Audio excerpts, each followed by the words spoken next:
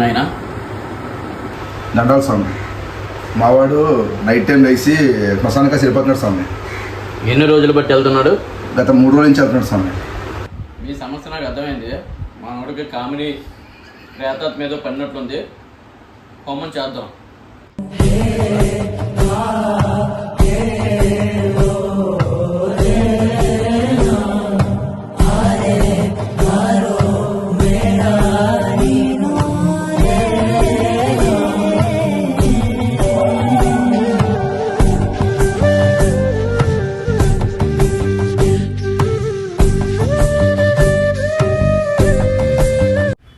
ఆరత్ నోట్లో పెట్టుకో.